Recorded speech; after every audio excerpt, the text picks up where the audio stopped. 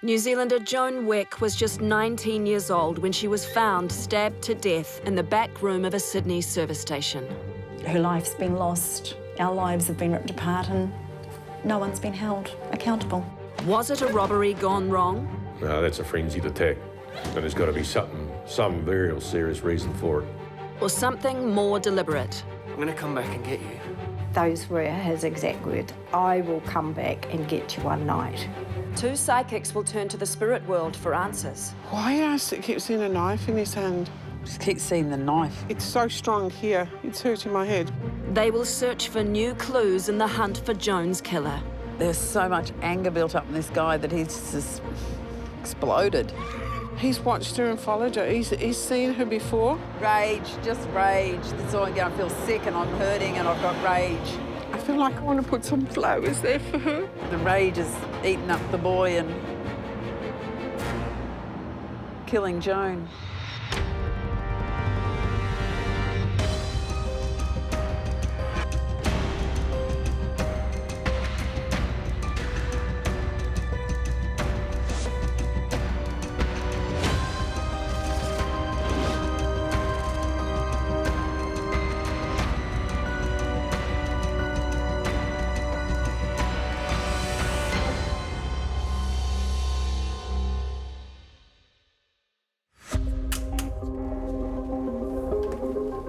No one has ever been charged with the brutal stabbing of young New Zealander Joan Weck more than 45 years ago. Sensing murder psychics Sue Nicholson and Deb Webber have come to Sydney to examine Joan's death. They each have a day to find out how and why Joan died. The rules for sensing murder are clear. The psychics have no prior information about the victim or the filming locations. They are filmed on separate days. Their job is to provide the victim's name, age, sex, and details of how and when the person died. Correct answers are sometimes confirmed by the film crew. She's just a really bubbly personality. The personality's coming through very light-hearted and, you know, like I want a chatter, likes to chat. People liked her. She just said, I hope they did. She was a pretty get-up-and-go sort of a girl, attractive. Fun, absolute fun, loving, friendship. I don't think she came from Sydney. She feels like she might have come from somewhere else. She just said to me, I want to go home. Because her parents didn't live here, so they were a distance from her. She came to Sydney to work, maybe. Deb is correct. Joan left New Zealand to start a new life with a working holiday in Sydney. She keeps flicking her hair back, so I know she's got long hair, not short cropped hair. She's got like length in her hair. The B, blonde. I'll go the blonde. I have to go blonde. She had lovely hair and she decided she wanted to go blonde. I'm not a big girl, more a slender build. She just said to me, I had a nice figure. And I said, yeah, you look like you got a nice figure. She was very particular about what she looked like, her clothes, like modern things, being out there, being seen. It's the clothing I'm looking at, and 72, 71, 72, 71, 72, somewhere there. Because 71, I reckon 71. 1970, 1971, yeah, because she's shown me 1971. Both psychics have a strong connection. It was 1971, and Joan was working at the Sydney service station in the inner city suburb of Darlinghurst. Joan was saving for her dream trip to Europe. She said she wanted to travel. She said something about travel, and I got over water. She wanted to get to England. That was the goal. Her main priority was to save money to go to the UK and do her big OE. Joan would walk to work through the notorious King's Cross, a dangerous area known for its high crime rate and drug scene.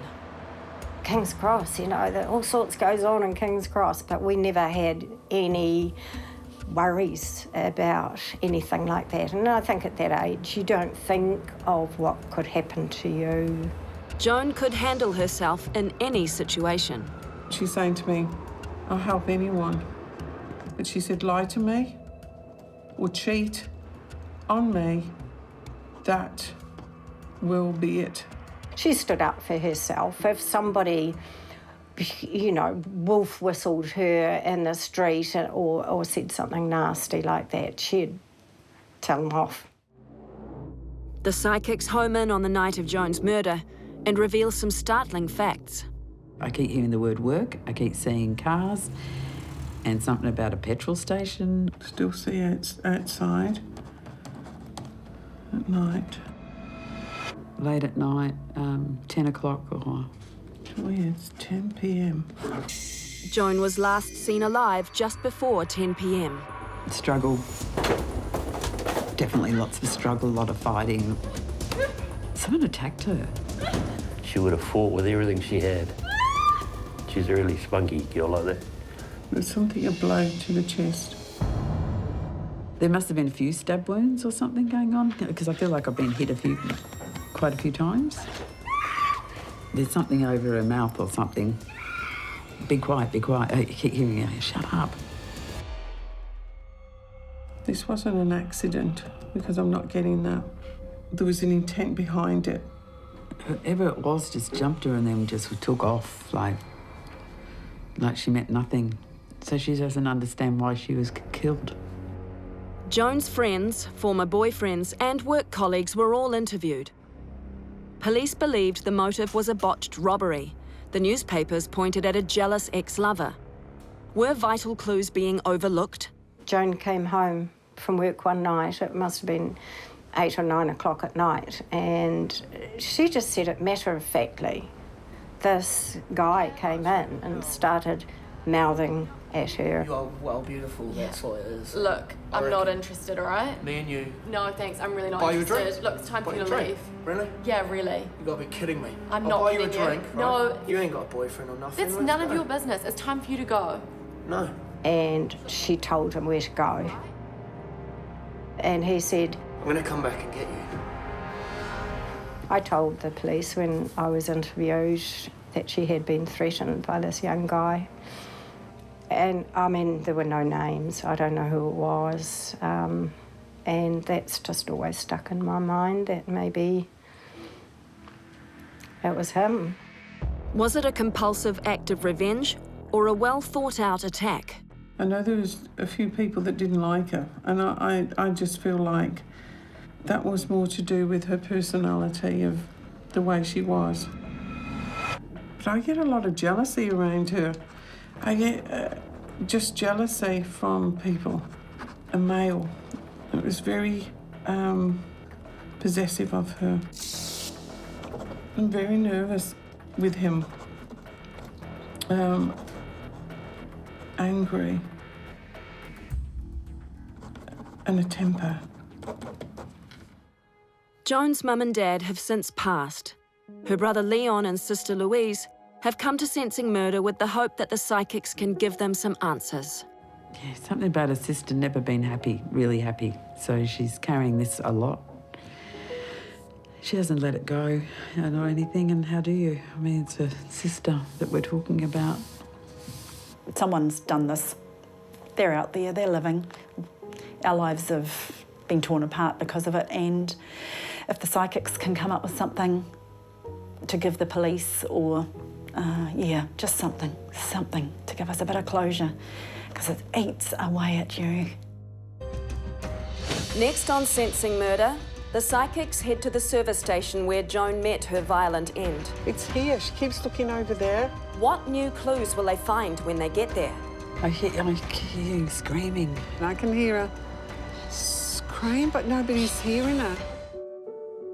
New Zealander Joan Weck was brutally stabbed in an inner city service station in October 1971. On separate days, psychics Deb Webber and Sue Nicholson have come to Sydney to use their special gifts in the hope that they can shed new light on the 46-year-old cold case. Whoever it was just jumped her and then just took off, like she meant nothing. Even she wants to know why, because she keeps saying to me, I didn't do anything to anybody. It's time to leave the hotel. Will Joan guide the psychics to the scene of her murder? Deb and Sue are only given an inner city map, but somehow both are immediately drawn to the Darlinghurst area. Oxford Street. Surrey Hills. Albion. What street are we on? Oxford Street? I don't even go down Oxford Street anyway. There was Findlay Street, Findlay Street? Around this area here is very strong. Yeah, Flinders. No, that's just something not right in this area here because now my head hurts. Is this Flinders? Go down, I think we've got to go down Flinders Street. Eastern Distributor, Flinders, yeah. Both psychics have correctly identified Flinders Street, and Sue also picks up on other aspects of Joan's life in the area. I don't feel this has much changed. There's like the trendy shops here. Like when she'd look down here for, it's like different clothing and things like that. This is what I'm getting. Oh, Flinders, it's down here to the right. Is that it there? There you are, I think. Maybe that's it just there. That looks like it might be it, but there's nothing here. Yeah, I think this is it. There's nothing here. Oh. She said it had changed. She didn't say it was completely gone. Deb has identified the correct area and, on a different day, Sue directs us to the same location. Feels like I want to go over here. I don't know if that makes sense to you. It's here. She keeps looking over there, and I feel like I'm going to cry in a minute. Over there. I want to go over here. Sue is drawn to the alley behind the old petrol station. Since she was here, this has all changed because it's been some time since she's gone. And I want to go down this way because all this wasn't here then. Because she kept showing me like I was walking through an alley or something, which is like here. Yeah, it's all been changed. The petrol station has altered significantly since Joan's death and is now just an empty lot. Okay, it's getting stronger as I'm coming from here. Tell me where you are. It's got to be here. Show me, it's here. The precise area Sue's identified is compelling because on the other side of the fence is believed to be the exact spot of the old brick cashier's building where Joan was working at the time of her death. It's here. Here. It's right here. No, this is where I feel. It's here. Now that both psychics are connected with the spirit of Joan, the night of her murder comes clearly into view. I just feel like he's come straight in, headed towards her, and saw my face. It must have knocked her out or something. Must have knocked her out. It's so strong here. It's hurting my head. So I don't know if she was beaten around the head. Struggle, still got to struggle. Someone's grabbing at her. I hear screaming. It's interesting because I can hear her screaming. I can hear her scream, but nobody's hearing her. Nobody's listening to her. Why else it keeps seeing a knife in his hand? Because I keep looking down at my hand. Like I've got a knife. Just keep seeing the knife. It's 1, 2, 3, 4, 5, 6, 7. Stopped. She just stopped. 1, 2. Well, there's quite a few stabbings. I keep getting my hand over my mouth, like I'm calling out or screaming, and he wants to, honestly wants to shut up, shut up. I can see her. It's like she's lying face down. There's something here, really around the chest and the head. The injuries to her head, I don't know, that was when she fell or hit her with something, but it's not good. There's no light. I saw there's a light on inside the building, but there's no... It's really weird. Something about this back room anyway, and when I get the back room, the light's not on. It's dark. Oh, God. Anyway, I'll keep you in the woods. I can't get out of the room. So I'd say she's deceased in the room. So who could have done this? And how did they get away with it? It was very fast. It was in, fast, and out again. It's like he didn't hang around.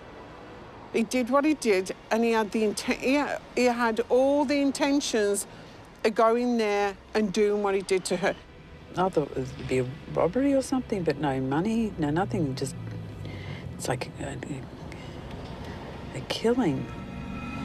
He didn't take anything. I can't see, like, you know, you break into somewhere and you take them till money or you take cigarette, whatever they do. But this was an attack on an innocent person for absolutely no reason. He's either on drugs or something, this guy. He is either under the influence of something there, because I'm seeing a drug or drugs or something. He's definitely not straight in the brain. It's like being done for a joke or something. This is ridiculous. This is, I can hear laughter. He's so angry. He's just really angry. Anger, rage, off my face, and laughter, and it's like really screwed up here. It's completely screwed up. Next on Sensing Murder, will the psychics uncover the connection between Joan and her killer? I'm just wondering if he actually approached her in the past. She's seen him before and she doesn't know why he did this to her. Will Joan's spirit help solve this case? I can see her over there. She said, I'm here, I'm here. Sensing Murder psychics Sue Nicholson and Deb Webber are at the old Sydney service station where New Zealander Joan Wick was murdered more than 45 years ago. Both psychics have ruled out robbery as a motive, instead revealing a man fueled by drugs and anger who had all the intentions of killing Joan. But was this man known to her? I don't think she knows him, but I think she's seen him before. But I don't know him. There's been a spotting or something of him before. Feels like he's quite, well, he's arrogant. He's watched her and followed her. He's seen her before, and he's seen her in the areas where she goes or visits or, you know, out with friends, and he's watched her. Andrews, the name Andrews keeps coming in. Andrews. I'm just wondering if he actually approached her in the past, sort of asked her out, and she turned him down or something, because there's this slight thing that he's been there before, but it feels like she had nothing to do with him, or she's seen him, but she doesn't know him. She's seen him before and she doesn't know why he did this to her. She has no clue whatsoever. 2 other people know about this, so there's 3. Sue believes there was a lone killer who may have told others about his crime. But Deb thinks there were 2 men, one who murdered Joan while the other waited in a car. I still get 2 of them, one outside in the dark. Yeah, that one feels older. You know, I just see this mucking around. I see these guys just mucking around and jumping around, acting really foolish and stupid and just like off their faces. And there's anger, there's so much rage in one of them. The anger is just, I just feel of what he's done to her. It's like a frenzy attack on a young person who had all her life ahead of her, and it was just taken away instantly for nothing. There was no reason behind it. That was it. That was it. As both psychics make their way to the front of the lot, the exact location of Joan's death becomes clear. Isn't this interesting? Because this is starting to make me feel again with my head around here. The large building at the end of the site is all that's left of the original petrol station, and somewhere inside is the storeroom where Joan met her end. This building has a really significant energy. Oh, that's making me feel sick. But all this building here towards that square has a significant energy with it, with her. I don't know. See, I'm getting stabbed. I'm getting like the physical wounds in my body now. Oh God, I had the most terrible pain in my chest. So I don't know if he stabbed her or I got the most awful pain then in my chest. But I'm definitely getting stabbed in my stomach at the moment and stuff. So quite a few chest, hand stab. That felt like somebody just hit me in the chest area. Hit me in the chest. Sue and Deb try to see what kind of man could commit such a heinous crime. There's so much anger built up in this guy that he's just exploded by the look of it. I mean, he's just stabbing her. She put a fight up. She didn't go without a fight. But there's something in his hand, I just feel, around the head. And she banged her head or he hit her over the head. But I think he hit her or something, because my head keeps hurting too. So hitting and stabbing and throwing her to the ground. It's like he had a vendetta against her and she didn't do anything. This was a vendetta or something against her because, like, I've turned somebody down of not wanting to go out with them or... She either refused him, you know, it's sort of like sort of boy, if you refused him anything, he'd just snap. Or maybe she looked down at him or something. There's something, no, not even, you know, it's really trivial to other people, but to him it was, how dare you, you know, look at me like that or put me down like that. And then boom-o, he's just gone off and it's like, whoa.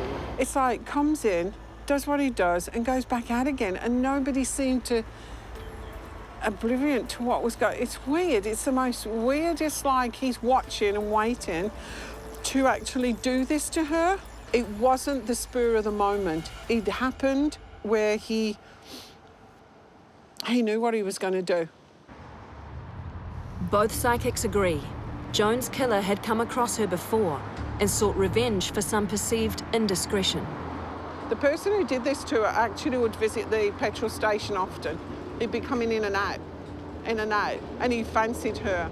Yeah, I reckon he's been in here before and then he's gone again, so he must know the place, he must know the area, and I keep going back to King's Cross, very much. He knew what time and what shift or work she had or what shift she was doing, and he'd come in quite often. He had this kind of an obsession with her.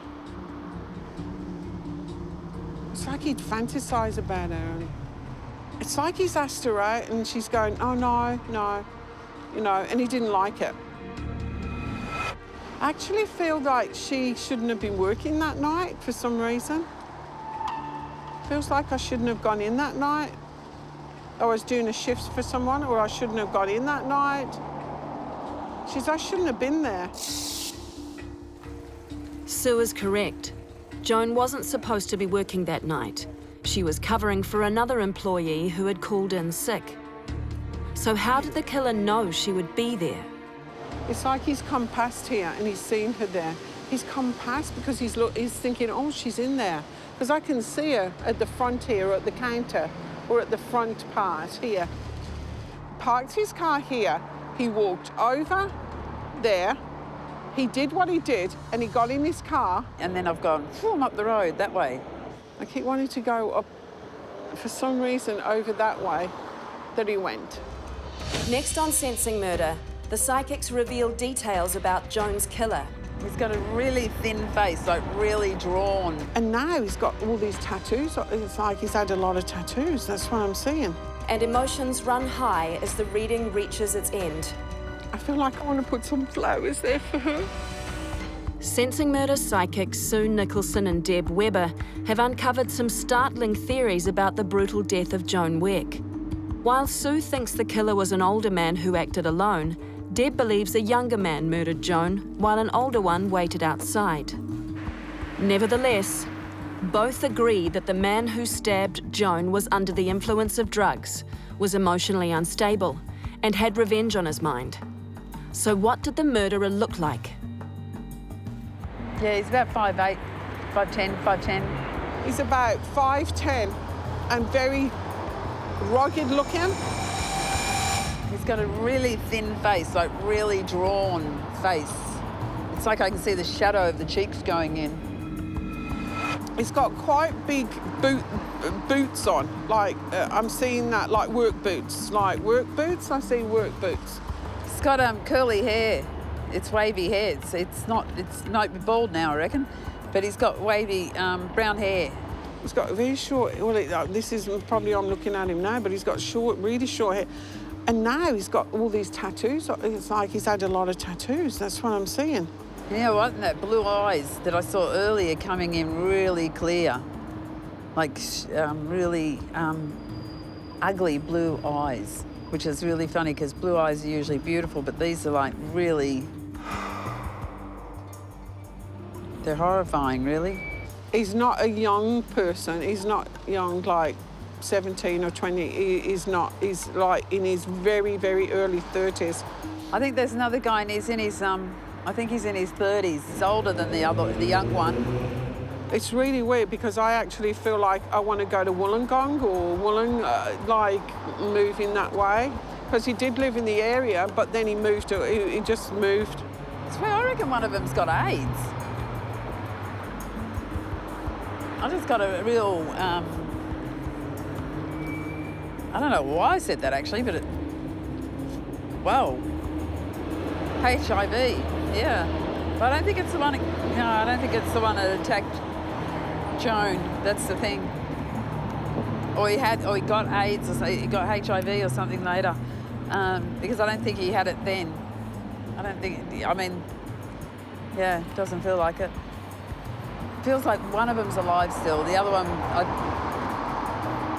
could be deceased or like still got one outside, but I don't think he had something to do with the killing. I reckon they should check the names Simon, Daniels and Andrews. Do you know his name? I keep getting that, a P, and I keep seeing a P. No, it's very strong there, like a Phil or a Philip. Phil. There's a Phil name. Simon Andrews or Daniel Andrews? Something like that. They're the names I'm getting anyway. Daniel Andrews or Simon Andrews. Oh, maybe they were brothers. As the reading comes to an end, the full impact of a young life taken finally sinks in. She's only, you know, like I said before, she doesn't live too far away. It's just, she never got home.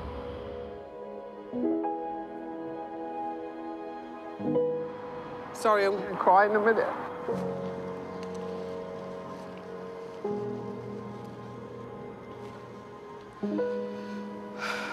I feel like I want to put some flowers there for her. Because she feels forgotten.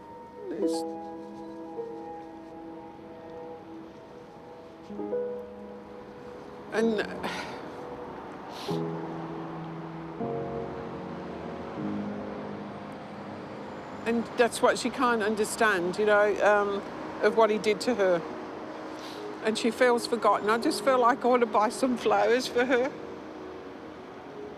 Because she's such a lovely person. Sad.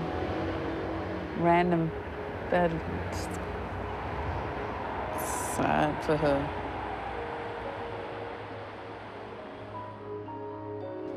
Yeah, she's sad for her sister. Must have been her sister that contacted Sensing Murder. His sister's just devastated still. And she won't find any peace. But I think she thinks Joan's stuck in the battle, but Joan's not stuck in the battle. Joan's sister's stuck in the battle. Beautiful thing about spirit, we believe in karma. What goes around comes around. And I think he was sick anyway, so.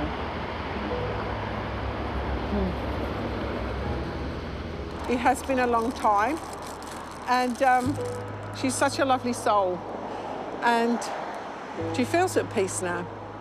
Yeah, but I just hope that somebody comes forward with some more knowledge or information. Okay, and she's with her mum now. Yeah, so that's lovely. And she's happy and she's okay. Her story's been told. Joan's siblings, Leon and Louise, have come to Auckland to watch the completed Sensing murder.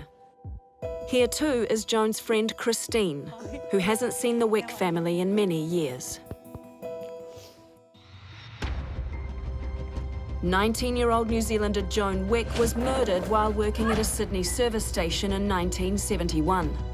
I feel young, I feel like laughter and vibrant and, you know, the personality's coming through very light-hearted. People were drawn to her. How they pick up on her personality was just amazing. Her personality, bubbly, yeah, they hit on that straight away. Bit feisty, but yeah, they got her summed up, I think, with her personality. She's brown hair. She has to be. But for some reason, it turns blonde on me, so she's really good. She likes mine. Just the way they picked up on her hair and how she'd colour her hair blonde. Yeah, and they're screaming. There's something, a blow to the chest. Oh, my head is so heavy. And the extent of the injuries of what I'm getting with her, it's like a big blow to the body. She either refused him, you know, it's sort of like sort of boy, if you refused him anything, he'd just snap.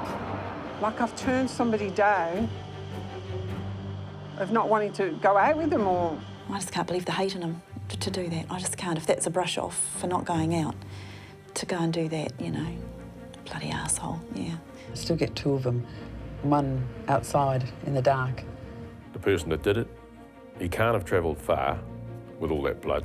There had to be a car or something down an alleyway. If there is a car waiting outside, that just absolutely backs up, because he's got to have her blood on him. He's got a really thin face, like really drawn face. And now he's got all these tattoos. It's like he's had a lot of tattoos. That's what I'm seeing. I reckon they should check the names Simon, Daniels and Andrews. But you just need that one special clue, that one thing that'll say, right, it was him, he was here at the time, we've got him banged to rights. I actually feel like she shouldn't have been working that night for some reason. I was doing a shift for someone, or I shouldn't have got in that night. I shouldn't have been there. I didn't know that she wasn't supposed to be working and she was only standing in for somebody, and that made me realise perhaps he really was stalking her. It's horrible, because if she wasn't due on that night, that bastard was driving past just to see if she was on. Yeah. I just hope that somebody comes forward with some more knowledge or information. Okay, and she's with her mum now. She's with Mum, I love that bit. Yeah, that makes you feel, I mean... Well, they're actually buried together. Yeah, they wouldn't have known that. That's true. They're buried but together. They're on top of each other in the gravesite in Glenfield. That's it. So the psychic's got that banged to rights where they say the two of them are together. In fact, they are. Having seen the completed program, what does the family think about Joan and her legacy? I feel now that her name has been cleared as a prostitute. So my next hopes and wishes would be to find the murderer.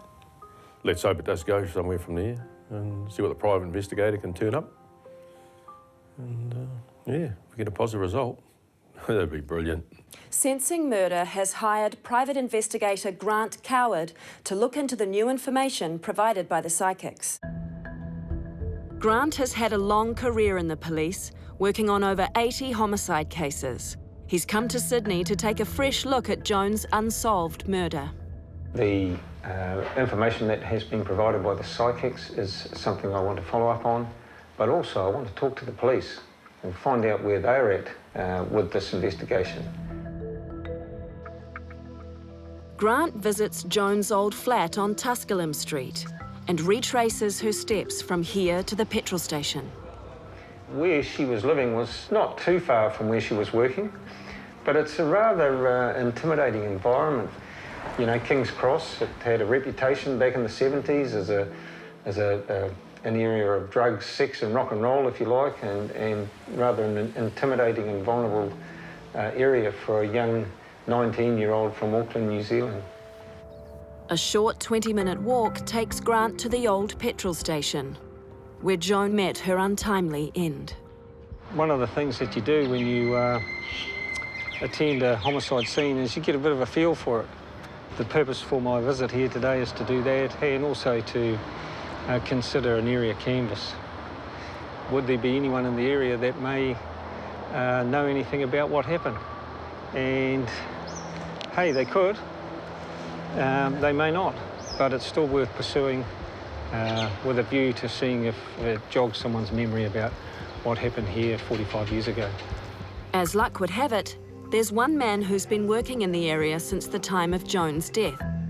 In 1971, this mechanic's shop was in operation, and Lambros remembers how dangerous it was. It was a ghetto. Drugs, drug addicts and bad people, you know. Around the corner is the mission, where, you know, they're looking after people with problems, right? So all around here we had, you know, a lot of people where there was, you know, heroin, LSD, all that sort of stuff. So, and I've been here since 1973, so I've seen the area change, got better, it got nicer, you know, all those people, they moved somewhere else. So, you know, that's what it was. For Joan, it would have been a very violent and vulnerable area, you know, perhaps even intimidating if you weren't strong enough to react to situations. She may have been offered heroin. She may have been hit upon for sexual favours or whatever. I mean, it was a pretty tough time back then for her. Private investigator Grant Coward is in Sydney, providing fresh insight into the murder of New Zealander Joan Weck. Walking the scene and talking with locals has confirmed the psychic's revelations that the area was rife with drug addicts and violent people. During the reading, Deb picked up on a couple of names.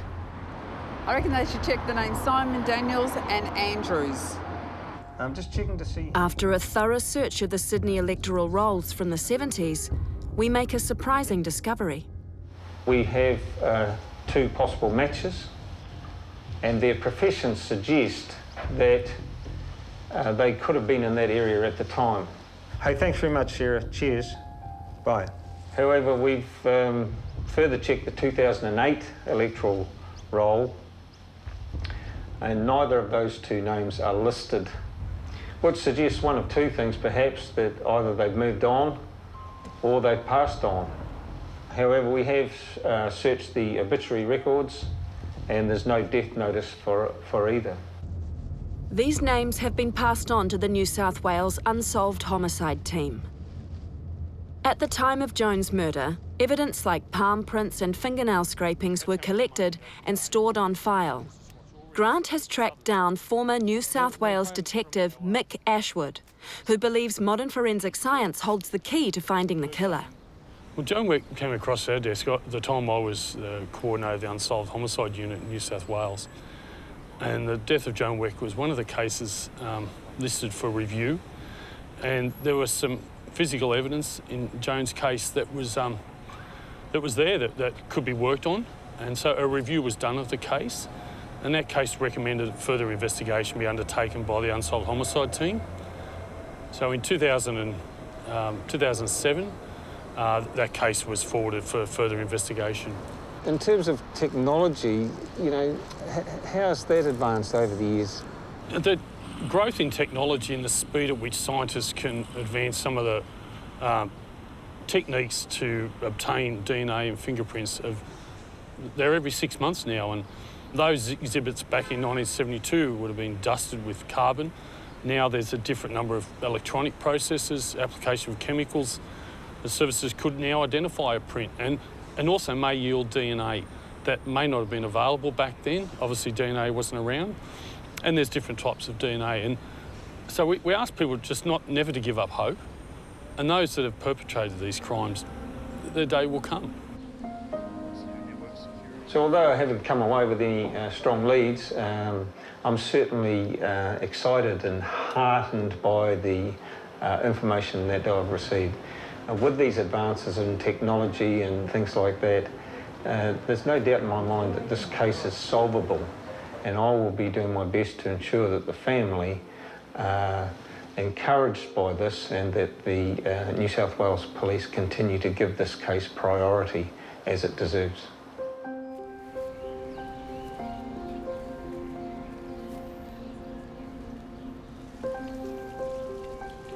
Hi, Louise. How are you? I'm very well. Deb has come to Nelson to meet with Louise and share a final message from Joan to the Weck family. She's an angel. She is a good girl, and she was fun. She was fun. She was a party girl. She liked to party, you know? Did you? Good. Yeah, yes, very much. I think she's probably a bit more party than me, but yeah, pretty much the same. And that's all she was. And most people are party people. Yep. It's just that she was in the wrong place at the wrong time, in a sense. Even though it's as dreadful as it is. That's the bit I can't get that pain, that last whatever minutes, you know, like 10 minutes, I can't get that out But she's of my not head. in that anymore. Yep. She's not. So you've got to learn to live really in the now and talk to her and just say, Joan, I know you're around me. I know you love me. Yep. And she does, and she's been worried about you. You've got a couple of children to look after that she loves. Absolutely adores your children. It's like you've got to ask Joan to help you heal you, all right? And say to Joan, I've got to let you go. I've got to let you go free. I've got to say goodbye for now, but I'm going to see you later. Gets a bit, I've got to see her again. Yeah, you will see her again. And the fact is, when they go, the beautiful thing is, Louise, they're not really gone. Okay. Think of the good times that you had with her. And think of her flying free and just being in peace and laughing. She laughs a lot. Okay. But really, ask her to help you let go. I will. It's for you and for her. Yeah? I will do, dear. Oh, yeah, my darling. I'm feeling a lot better, a lot more relaxed. She's there watching over. Apparently she's watching over us and the kids, and that's great. I think she's up there with Mum and Dad, but doing her own thing and having lots of fun doing it. I feel a bit of release. I feel like Deb's hugs and saying her spirit is happy. She's relaxed, she's laughing, she's having a good time, and she wants me and Leon to have a good time. We move on knowing that she's in a good place and she's safe now. And we'll catch up on those 45 years someday.